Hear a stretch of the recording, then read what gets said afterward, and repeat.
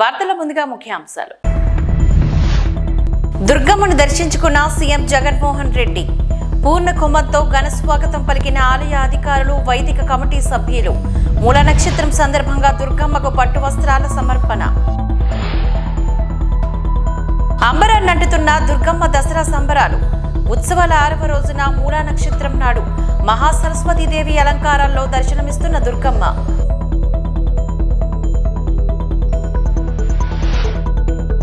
దుర్గమ్మ దర్శనం కోసం ఇంద్రకీలాద్రికి పోటెత్తిన భక్తజనం. తెల్లవారుజామున 1 గంట నుంచి అమ్మవారి దర్శనం కోసం క్యూ లైన్లో బారులు తీరిన వైనం. రాష్ట్ర విద్యాశాఖలోని అవినీతి జరిగిందన్న జనసేన పార్టీ నేతల వ్యాఖ్యలపై స్పందించిన రాష్ట్ర విద్యాశాఖ మంత్రి బొత్స సత్యనారాయణ. అవగాహన లేమితో నాదెండ్ల మనోహర్ మాట్లాడటం సిగ్గుచేటంటూ ఎద్దేవా. దసరా శరన్నవరాత్రి మహోత్సవాల సందర్భంగా విజయవాడ ఇంద్రకీలాద్రిపై కొలువైన కనకదుర్గమ్మకు AP CM YS Jaganmohan Reddy పట్టు వస్త్రాలను సమర్పించారు. మధ్యాహ్నం 3 గంటల ప్రాంతంలో దుర్గగుడి ఆలయానికి చేరుకున్న సీఎం జగన్ రాష్ట్ర ప్రభుత్వం తరపున పట్టు వస్త్రాలు, పసుపు కుంకుమలను సమర్పించారు. అనంతరం ఆలయంలో ప్రత్యేక పూజలు నిర్వహించారు. ఏపీ దేవాదాయ శాఖ మంత్రి కొట్టు సత్యనారాయణ అమ్మవారి ప్రసాదం చిత్రపటాన్ని సీఎం జగన్ కు అందజేశారు. అంతకుముందు సీఎం వైఎస్ జగన్ శుక్రవారం మధ్యాహ్నం విజయవాడకు చేరుకున్నారు. కనకదుర్గ అమ్మవారి ఆలయానికి చేరుకోగానే ఆలయం అధికారులు, వైదిక కమిటీ సభ్యులు పూర్ణ కుంభంతో ఘన స్వాగతం పలికారు. దుర్గగుడి చిన్న రాజగోపురం వద్ద జగన్ కు ఆలయ అర్చకులు పరివేష్టం చుట్టారు. దసరా శరన్నవరాత్రి మహోత్సవాల సందర్భంగా మూలా నక్షత్రం రోజున సీఎం జగన్ అమ్మవారిని దర్శించుకున్నారు. వేద పండితులు సీఎం జగన్ ను ఆశీర్వదించి అమ్మవారి తీర్థ ప్రసాదాలను అందజేశారు. సీఎం జగన్ వస్తున్నారని ఆలయ అధికారులు పకడ్బందీ ఏర్పాట్లను పూర్తి చేశారు. పోలీసులు సైతం భద్రత కట్టుదిట్టం చేశారు. అమ్మవారి నక్షత్రం జన్మ నక్షత్రం మూలా నక్షత్రం శుక్రవారం కావడంతో సరస్వతీదేవి రూపంలో దుర్గమ్మ భక్తులకు అనుగ్రహించారు. అమ్మవారి జన్మ నక్షత్రం కావడంతో నేడు భక్తులు భారీ సంఖ్యలో అమ్మవారిని దర్శించుకునేందుకు గాను విజయవాడ ఇంద్రకీలాద్రికి పోటెత్తారు. అమ్మవారికి పట్టు వస్త్రాలు సమర్పించిన అనంతరం ఆలయం అభివృద్ధిపై సీఎం జగన్ అధికారులను, ప్రజాప్రతినిధులతో చర్చించనున్నారు. దుర్గగుడిలో కార్యక్రమాలు ముగించుకున్న అనంతరం విజయవాడ నుంచి తాడేపల్లి నివాసానికి సీఎం జగన్ బయలుదేరారు.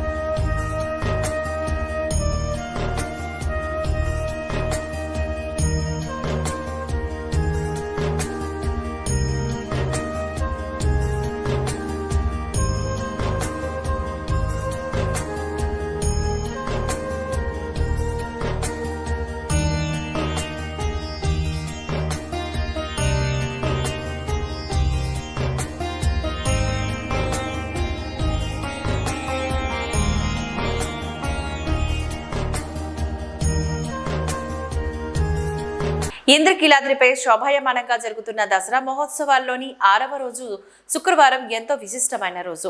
అమ్మవారు జన్మించిన మూలా నక్షత్రం కావడంతో సరస్వతీదేవికి భక్తులకు దర్శనమిస్తున్నారు. ఉత్సవాలు జరిగి అన్ని రోజుల్లోని ప్రత్యేకత సంతరించుకునేది కూడా మూలా నక్షత్రం నాడే. రాష్ట్ర ప్రభుత్వం తరపున ముఖ్యమంత్రి జగన్మోహన్ రెడ్డి మధ్యాహ్నం 3 గంటలకు పట్టు వస్త్రాలను సమర్పించారు. ఈ రోజు అమ్మవారి దర్శనం కోసం భక్తులు పోటెత్తారు. దేవి శరన్నవరాత్రుల్లోని మూల నక్షత్రానికి ఎంతో ప్రాచుర్యత ఉంది. అమ్మవారు జన్మించిన నక్షత్రం మూల. 6వ రోజు అమ్మవారి సరస్వతీదేవిగా బంగారు వీణను ధరించి భక్తులకు దర్శనమిస్తున్నారు. మహాకాళి, మహాలక్ష్మి, మహాసరస్వతిగా శక్తి స్వరూపాలతో దుష్ట సంసారం చిన్న దుర్గాదేవి తన నిజ స్వరూపంతోనే సాక్షాత్కరింపజేయడమే శ్రీ సరస్వతీదేవి అలంకారం యొక్క విశిష్టత. విద్యార్థులకు చదువుల తల్లి సరస్వతి అంటే అమితమైన ఇష్టం. అనుగ్రహం కోరిన వారికి నిర్మలమైన దరహాసంతో సద్విద్వను ఈ సరస్వతీదేవి ప్రసాదిస్తుంది. మూల నక్షత్రం నుంచి విజయదశమి వరకు పుణ్య దినాలుగా భావించి దుర్గాదేవిని ఆరాధిస్తారు. భక్తుల అజ్ఞానాన్ని ప్రాలదోలి జ్ఞాన జ్యోతిని వెలిగించే జ్ఞాన ప్రదాయిని సరస్వతీదేవి. సరస్వతీదేవి విద్యా బుద్ధులను ప్రదాయకమని విశ్వాసం. దసరా ఉత్సవాల్లో అత్యధికంగా భక్తులు దర్శనానికి వచ్చే రోజు మూలా నక్షత్రం నాడు. మూలా నక్షత్రం నాడు అమ్మవారిని దర్శించుకునేందుకు గాను లక్షల్లో తరలి వస్తారు. శుక్రవారం ఆపై మూలా నక్షత్రం కావడంతో భక్తుల సంఖ్య బాగా పెరిగే అవకాశం ఉంది. గురువారం అర్ధరాత్రి నుంచే భక్తులు దర్శనానికి బారులు తీరుతారు. శుక్రవారం తెల్లవారుజామున 2 గంటల నుంచి రాత్రి 11 గంటల వరకు అమ్మవారు సరస్వతి రూపంలో భక్తులకు దర్శనమిస్తారు. యా కుందేందు తుషారహార ధవళ, యా శుభ్ర వస్త్రాన్విత, యా వీణా వరదండ మండితకర, యా శ్వేత పద్మాసన అని అమ్మను మనం ధ్యానిస్తూ ఉన్నాం. అటువంటి రూపంతోనే అమ్మను మనం చూస్తూ ఉన్నాం, పూజించుకుంటూ ఉన్నాం. అంటే మంచు బిందువు, మొల్ల మొగ్గ, చంద్రుడు ఎట్లాంటి తెల్లని ఛాయలో ఉన్నారో అమ్మ కూడా అటువంటి తెల్లని మేని ఛాయతో తెల్లని వస్త్రం ధరించి వికసించిన తెల్లని తామ్ర పద్మాసనంలో ఆసీనురాలై పై 2 చేతులందు జపమాలను పుస్తకం ధరించి ఉండి ముందు 2 చేతులలో వీణను మీటుతున్నట్టుగా విద్యాప్రదాయినిగా, జ్ఞానప్రదాయినిగా, వాక్ప్రదాయినిగా మన అనుగ్రహిస్తున్నది ఆ తల్లి. అటువంటి అమ్మని యా బ్రహ్మాచ్యుత శంకర ప్రభృతి దేవై సదా పూజిత. ఎళ్లవేళలా బ్రహ్మ, విష్ణు, మహేశ్వర సమస్త దేవతలు కూడా ఆరాధించే స్వరూపం ఆ మహాసరస్వతి స్వరూపం. అటువంటి అమ్మని పూజించడం వల్ల నిశ్శేష జాఢ్యాపహ అంటే సమూలంగా అజ్ఞానాన్ని పోగొట్టుకొని సంపూర్ణమైన జ్ఞానాన్ని, విద్యను, వాక్పటుత్వాన్ని మనం పొందేటువంటి భాగ్యాన్ని ఆ మహాసరస్వతి దేవి అనుగ్రహిస్తుంది. ప్రధానంగా ఈ నవరాత్రులే అమ్మవారి పేరుతోనే ఉన్నాయి శారదా శరన్నవరాత్రులని. కాబట్టి శారద అంటే మరణమును పోగొట్టి శుద్ధత్వాన్ని, జ్ఞానత్వాన్ని ఇచ్చేటువంటి స్వరూపం. అటువంటి అమ్మను ఉపాసించడం వల్ల, పూజించడం వల్ల విద్యా, జ్ఞానము, వాక్పటుత్వం. అమ్మవారి జన్మ నక్షత్రమైన మూల నక్షత్రం రోజు కనకదుర్గమ్మను దర్శించుకునేందుకు గాను ఇంద్రకీలాద్రికి భక్తులు పోటెత్తారు. అర్ధరాత్రి నుంచి ఇంద్రకీలాద్రి పరిసర ప్రాంతాలు భక్తులతో కిటకిటలాడాయి. సరస్వతీదేవి అలంకారాల్లో భక్తులకు దర్శనమిస్తున్న అమ్మవారి కృపా కటాక్షాల కోసం వేలాది మంది భక్తులు గురువారం ప్రొద్దుపోయాక కొండకు చేరుకున్నారు. భక్తుల రద్దీతో వేకువజామునే 1:30 దర్శనాలు ప్రారంభించారు. ఇంద్రకీలాద్రిపై దసరా ఉత్సవాలు వైభవంగా కొనసాగుతున్నాయి. ఉత్సవాల్లో భాగంగా 6వ రోజు కనకదుర్గమ్మ సరస్వతీదేవి అలంకారాల్లో భక్తులకు దర్శనమిచ్చారు. ఈ రోజు అమ్మవారి జన్మ నక్షత్రమైన మూలా నక్షత్రం కావడంతో దుర్గగుడికి భక్తులు పోటెత్తారు. వేకువజాము నుంచే బారులు తీరారు. క్యూ లైన్లోని భక్తులు కిక్కిరిసిపోయారు. ఈ ఒక్కరోజే అమ్మవారిని 2 లక్షలకు పైగా భక్తులు దర్శించుకుంటారని అధికారులు అంచనా వేస్తున్నారు.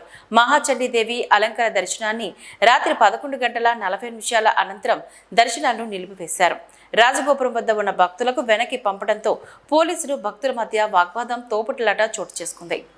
మూల నక్షత్రం సందర్భంగా రాత్రి 1:30 నుంచి ఇంద్రకీలాద్రిపై దుర్గమ్మ దర్శనాన్ని ప్రారంభించారు. శుక్రవారం కావడంతో 2.5 లక్షల మంది భక్తులు దర్శనానికి వచ్చే అవకాశం ఉందని చెప్పారు. ₹100, ₹300, ₹500 దర్శనం టికెట్స్ విక్రయాలను నిలిపివేశారు. రద్దీ కారణంగా వృద్ధులు, వికలాంగులకు ఏ విధమైన ఏర్పాట్లు చేయలేదు.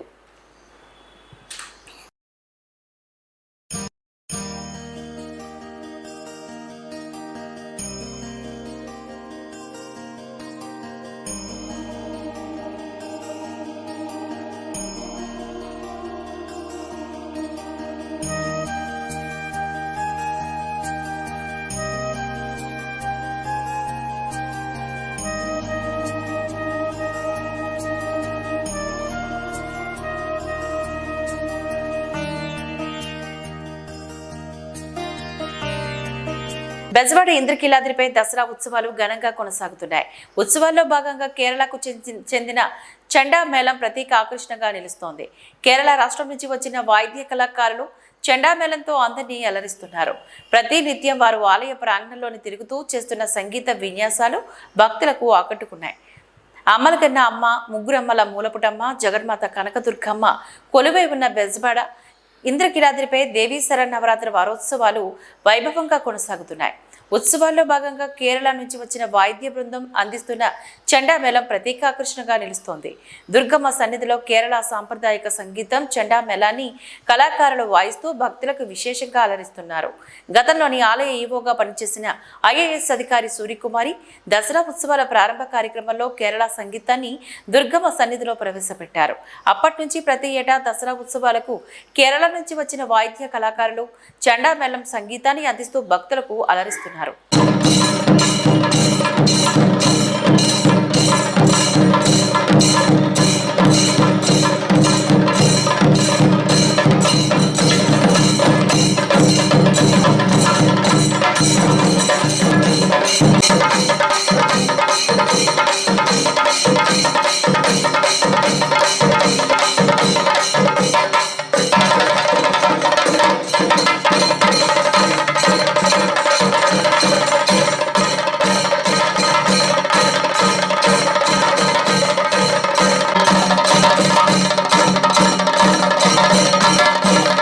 అమ్మవారి ప్రీత్యర్థం భక్తులు కుంకుమ పూజలు భక్తి ప్రపత్తులతోనే నిర్వహించారు. మహామండపం 6వ అంతస్తులోని ఉభయదాతలు పాల్గొని కుంకుమార్చనను నిర్వహించారు. సరస్వతీదేవి అలంకారంలో సాక్షాత్కరిస్తున్న అమ్మవారి సమీపంలోని వేద పండితుల మంత్రోచ్చరణల నడుమ ఉభయదాతలు కుంకుమ పూజ కార్యక్రమం ఆద్యంతం శాస్త్రోత్తకంగా సాగింది. విజయవాడ ఇంద్రకీలాద్రిపై దసరా మహోత్సవాలు వైభవపేతంగా కొనసాగుతున్నాయి. ఉత్సవాల్లో భాగంగా 6వ రోజు అమ్మవారు సరస్వతీదేవిగా భక్తులకు దర్శనమిస్తున్నారు. బెజవాడ కనకదుర్గమ్మకు పసుపు కుంకుమలంటే ఎంతో ప్రీతికరం. అందుకే అమ్మవారి ఆరాధనలో కుంకుమ పూజలకు ఎంతో విశిష్టత ఉంది. శ్రీచక్ర అధిష్టాన దేవతగా ఇంద్రకీలాద్రిపై కొలువు తీరిన దుర్గమ్మ సన్నిధిలో అనునిత్యం కుంకుమ పూజలు జరుగుతూనే ఉంటాయి. దసరా ఉత్సవాల్లో మరింత విశేషంగా ఈ పూజలు ఏర్పాట్లు చేశారు. ప్రతిరోజు 2 బృందాలుగా సామూహిక కుంకుమార్చన నిర్వహిస్తున్నారు. మహామండపం 6వ అంతస్తులో ప్రత్యేకంగా సరస్వతీదేవి అలంకారంలో దర్శనమిస్తున్న అమ్మవారి సమక్షంలో ఆలయ అర్చక స్వాములు ఉభయదాతలతో కలిపి కుంకుమార్చనలు చేయిస్తున్నారు. కుంకుమ పూజలకు భక్తులు విశేష సంఖ్యలో తరలి రావడంతో దేవస్థానపు అధికారులు 2 బ్యాచ్లుగా విభజించి పూజల నిర్వహణకు ఏర్పాట్లు చేశారు.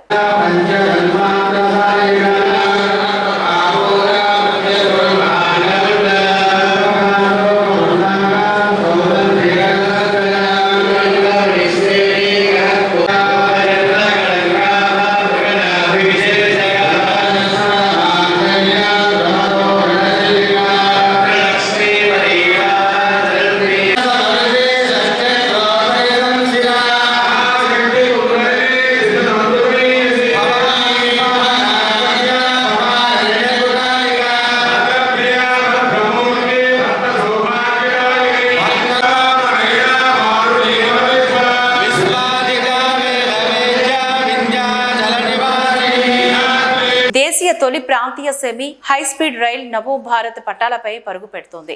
ఉత్తరప్రదేశ్లోని షాహీబాబాద్ స్టేషన్లోని Delhi Ghaziabad Meerut regional rapid transport system కారిడార్ను ప్రధానమంత్రి నరేంద్ర మోదీ శుక్రవారం ప్రారంభించారు. అనంతరం తొలి ర్యాపిడ్ ఎక్స్ రైలుకు ప్రధాని జెండా ఊపారు. ఈ కార్యక్రమంలోని యూపీ గవర్నర్ ఆనందీబెన్ పటేల్, ముఖ్యమంత్రి యోగి ఆదిత్యనాథ్, కేంద్ర మంత్రి హర్దీప్ సింగ్ పురి తదితరులు పాల్గొన్నారు. రైలును ప్రారంభించిన అనంతరం ప్రధాని మోదీ అందులో ప్రయాణించారు. స్కూల్ విద్యార్థులు ర్యాపిడ్ ఎక్స్ రైలు సిబ్బందితో ముచ్చటించారు. గంటకు 180 కిలోమీటర్లు గరిష్ట వేగంతో దూసుకెళ్లేలా తీర్చిదిద్దిన ఈ రైల్లోని అధునాతన సదుపాయాలు కూడా ఉంటాయి. ఢిల్లీ గాజియాబాద్ మెరట్ మధ్య 30,000 కోట్లతోని చేపట్టిన ప్రాంతీయ శీఘ్ర రవాణా వ్యవస్థ డిజిటల్ ర్యాపిడ్ ట్రాన్స్పోర్ట్ సిస్టమ్ కారిడార్లోని సాహిబాబాద్ దూహై డిపో మధ్య ముందుగా 17 కిలోమీటర్ల దూరానికి గాను ఈ రైలు రాకపోకలు సాగిస్తోంది. ఈ రెండింటి మధ్య 5 స్టేషన్లు కూడా ఉంటాయి. నవో భారత్ రైల్లోని అన్ని ఏసీ పెట్టెలే ఉంటాయి. ప్రతి రైల్లోని 2+2 తరహాలో సీట్లు ఉంటాయి.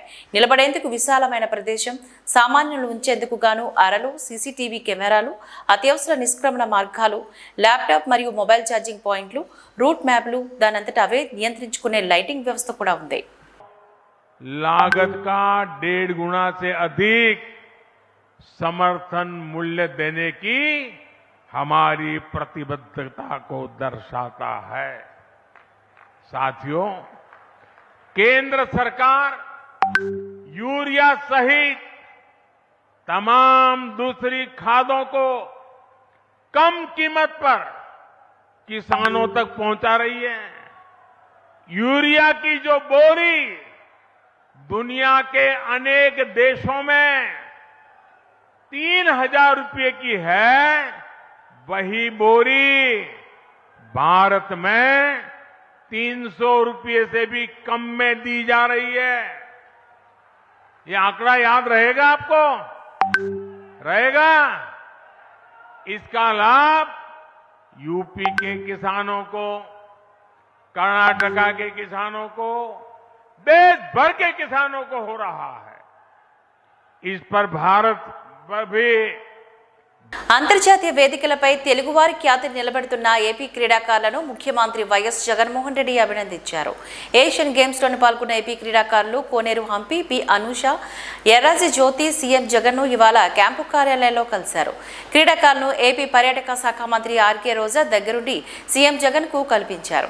ఇటీవల జరిగిన ఆసియా క్రీడలను సాధించిన పథకాలను విజేతలు సీఎం జగన్కు చూపించారు. స్పోర్ట్స్ పాలసీ ప్రకారం క్రీడాకారులకు ఇచ్చే నగదు పురస్కారాన్ని ఏపీ ప్రభుత్వం ఇప్పటికే విడుదల చేసింది. మొత్తం 4.29 కోట్లను గాను క్రీడాకారులు ప్రభుత్వం అందించింది. 19th ఏషియన్ గేమ్స్ 2022 పాండమిక్ వల్ల మొన్న 2023 23rd సెప్టెంబర్ నుంచి 8th అక్టోబర్ వరకు జరిగింది చైనాలోని హ్యాంగ్జౌలో. నిజంగా చాలా హ్యాపీగా ఉంది. మొదటిసారి భారతదేశానికి దాదాపుగా 107 మెడల్స్ రావటం అనేది భారతీయులంతా గర్వపడాల్సిన విషయం. ఇందులో ముఖ్యంగా మన ఆంధ్రప్రదేశ్ నుంచి 13 మంది రిప్రజెంట్ చేశారు. అందులో 8 మందికి 11 మెడల్స్ రావటం జరిగింది. సో ఇది నా భూతో నా భవిష్యత్. చాలా హ్యాపీగా అనిపించింది. ఈరోజే మరి మన గౌరవ ముఖ్యమంత్రి జగన్మోహన్ రెడ్డి గారిని కోనేరు హంపి, ఎర్ర జ్యోతి అలాగే అనూష ముగ్గురు కలవటం జరిగింది. సో వాళ్ళు అక్కడ జరిగిన విశేషాలన్నీ కూడా చెప్పడం జరిగింది. అలాగే వాళ్ళకి రావాల్సిన ఇన్సెంటివ్స్ ఏవైతే ఉన్నాయో ప్లేయర్స్ అందరికి కూడా 4,29,00,000 రూపాయలని రిలీజ్ కూడా నిన్ననే చేయటం జరిగింది. సో వారికి ఈరోజు ఏషియన్ గేమ్స్లో సిల్వర్ మెడల్ వచ్చిన సందర్భంగా ఇక్కడ సీఎం ఆఫీస్లో చీఫ్ మినిస్టర్ గారిని కలవటం చాలా సంతోషంగా ఉంది. మాకు క్యాష్ ఇన్సెంటివ్స్ కూడా ఇవ్వటం జరిగింది. అండ్ ఫర్దర్గా ఇంకా మరిన్ని మెడల్స్ తీసుకురావాలని సపోర్ట్ ఉంటుందని చెప్పటం. సో ఇది ఒక స్పోర్ట్స్ పర్సన్గా ఐ థింక్ ఇటువంటి ఎంకరేజ్మెంట్ రావటం అనేది సంతోషంగా ఉంది. ఎస్పెషల్లీ మేము విన్ అయి వచ్చిన ఆల్మోస్ట్ లెస్ దెన్ 10 డేస్లో ఇంత ఫాస్ట్గా ఏపీలో ఒక్కో కుటుంబం పైన 8 లక్షల భారం ఉన్నదని టీడీపీ నేతలు తెలియజేశారు. విద్యుత్ ఛార్జీల భారమే 64,000 కోట్లు ఉన్నదంటూ మండిపడ్డారు. ఏపీ హేట్స్ జగన్ పేరుట విడుదల చేసిన పుస్తకంలో వైసీపీ పాలనలో రాష్ట్రానికి జరిగిన అన్యాయాన్ని ఎండగట్టారు. ఏపీ హేట్స్ జగన్ పేరుట తెలుగుదేశం పుస్తకం విడుదల చేసింది.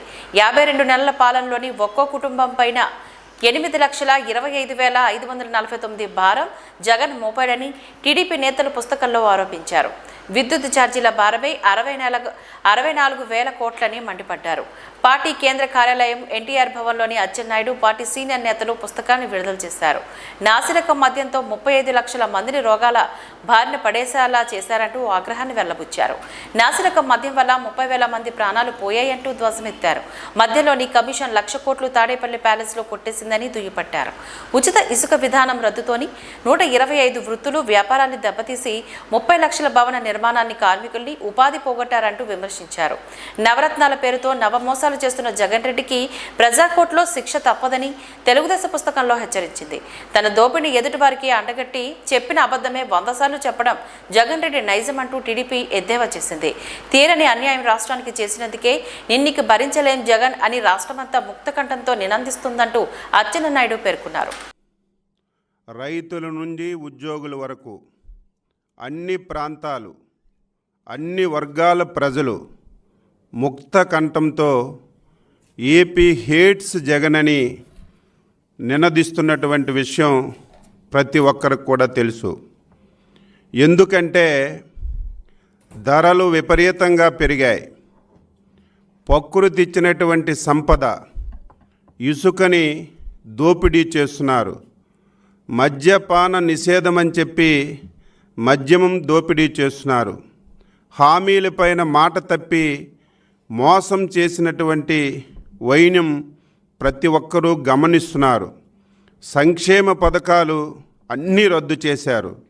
మహిళలకి ద్రోహం చేసి అనేక విషయాలని ఈ రాష్ట్రంలోకి తీసుకొచ్చారు.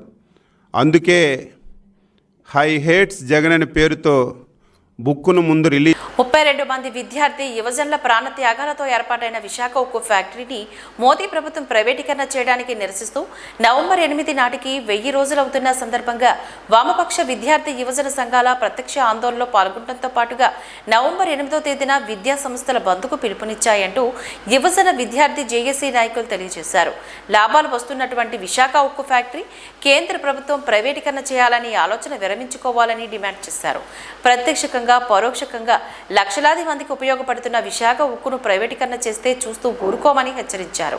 ఈ సమావేశంలో ఏఐవైఎఫ్ రాష్ట్ర అధ్యక్షులు పరుచూరి రాజేంద్రబాబు, డివైఎఫ్ఐ రాష్ట్ర అధ్యక్షులు రాము, ఎన్టీఆర్ జిల్లా అధ్యక్షులు లంకా గోవిందరాజులు, అయ్యప్ప, ఐఏఎన్ఎఫ్ విజయవాడ నగర అధ్యక్షులు సుధీర్, అజయ్ తదితరులు పాల్గొన్నారు. విద్యార్థి యువకుల ప్రాణ త్యాగాలతో ఏర్పాటైనటువంటి విశాఖ ఉక్కు ఫ్యాక్టరీ 5,000 కోట్లతో ఏర్పాటై ఈరోజు లక్షలాది కోట్ల రూపాయల ఆదాయం వస్తున్నా వాటికి కోట్లాది మంది ప్రత్యక్షంగా పరోక్షంగా ఉపయోగపడుతున్న నేపథ్యంలో నష్టాల పేరుతో ఈరోజు కేంద్రంలో ఉన్నటువంటి మోడీ ప్రభుత్వం దాన్ని ప్రైవేటీకరణ చేయాలని ప్రయత్నం చేస్తూ ఉన్నారు.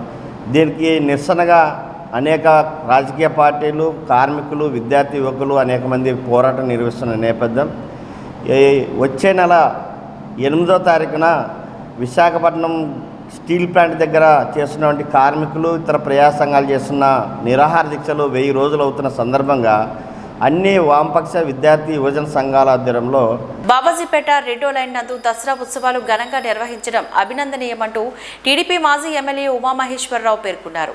ఉత్సవాల సందర్భంగా వేలాది మంది భక్తులకు అన్న వితరణ చేపట్టడం సంతోషంగా ఉందని పేర్కొన్న ఆయన దసరా ఉత్సవాల సందర్భంగా రాష్ట్ర ప్రజలందరూ సుఖ సంతోషంగా ఉండాలని అమ్మవారిని వేడుకున్నట్లుగా ఈ సందర్భంగా పేర్కొన్నారు. దసరా ఉత్సవాల సందర్భంగా వాడవాడలా వెలిసిన నవరాత్రి పందిళ్లు శోభాయమానంగా మారాయి. ఉత్సవాల్లో భాగంగా అన్న సమారాధన కార్యక్రమాలు నిర్వహిస్తూ భక్తి ప్రవర్తనకు చాటుతున్నారు నిర్వాహకులు. ఈ క్రమంలోని బాబాజీపేట రెండవ లైన్లోని భవానీ భక్త బృందం జనసేన పార్టీ ఆధ్వర్యంలోని వేలాది మంది భక్తులకు అన్న వితరణ కార్యక్రమాన్ని నిర్వహించారు. ఈ కార్యక్రమానికి వేరువేరుగా హాజరై అన్న వితరణ కార్యక్రమంలో పాల్గొన్న మాజీ ఎమ్మెల్యే ఉమామహేశ్వరరావు, జనసేన నేత అమ్మిశెట్టి వాసులు ఈ సందర్భంగా మాట్లాడారు. అన్నం పరబ్రహ్మ స్వరూపమని దసరా ఉత్సవాల్లోని సెంట్రల్ నియోజకవర్గ 36వ డివిజన్ బాబాజీపేట రెండో లైన్లోని భవానీ భక్తి బృందం ఆధ్వర్యంలోని జనసేన ఉపాధ్యక్షుడు పోలంకి శ్రీనివాసరావు పర్యవేక్షణలో అమ్మవారి ఉత్సవాలు నిర్వహించడం అభినందనీయమని, ఈ కార్యక్రమంలో భాగంగా భక్తులకు అన్న వితరణ చేపట్టడం ముదుమోహమని చెప్పారు. రానున్న ఏడాది తమ ప్రభుత్వంలోని దసరా ఉత్సవాలు ఘనంగా నిర్వహిస్తామని సందర్భంగా ఆకాంక్షించారు.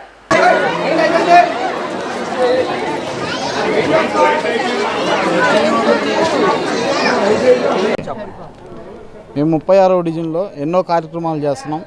ఈరోజు మూల నక్షత్రం సందర్భంగా 3000 మందికి అన్నదానం చేయడం జరిగింది.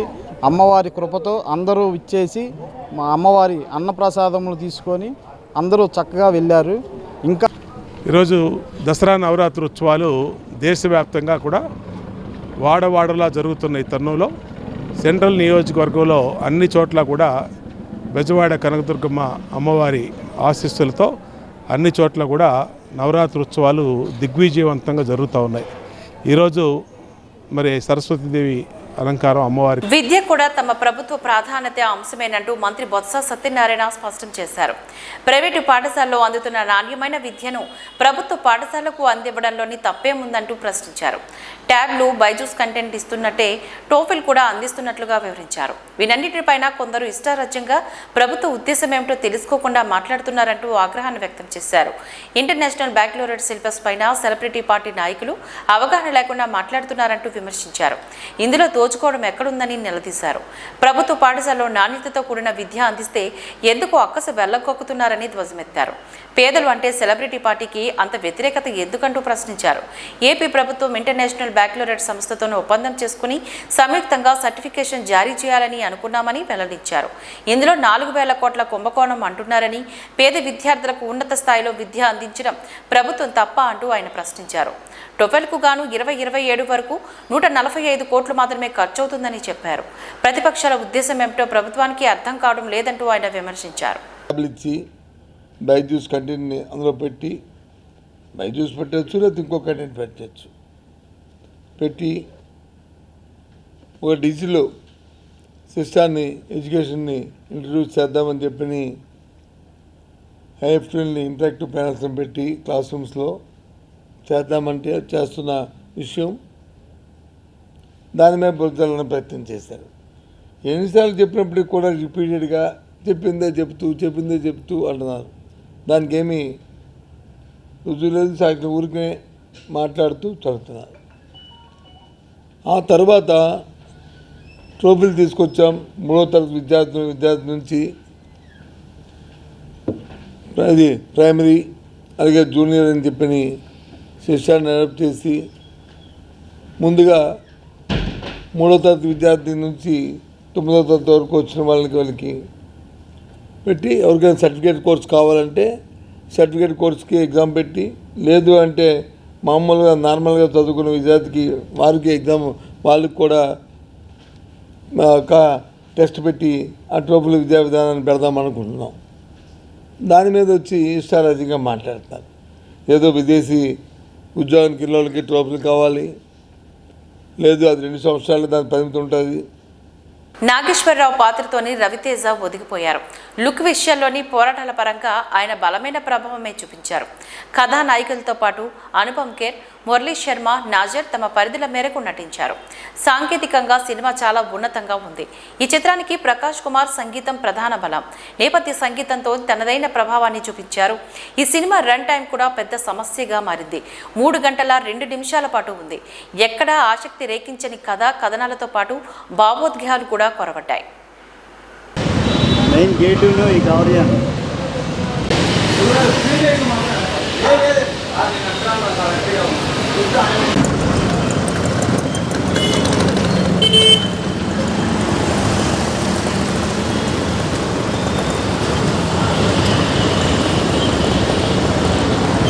ఈ వార్తలు ఇంతటితో సమాప్తం. నమస్కారం.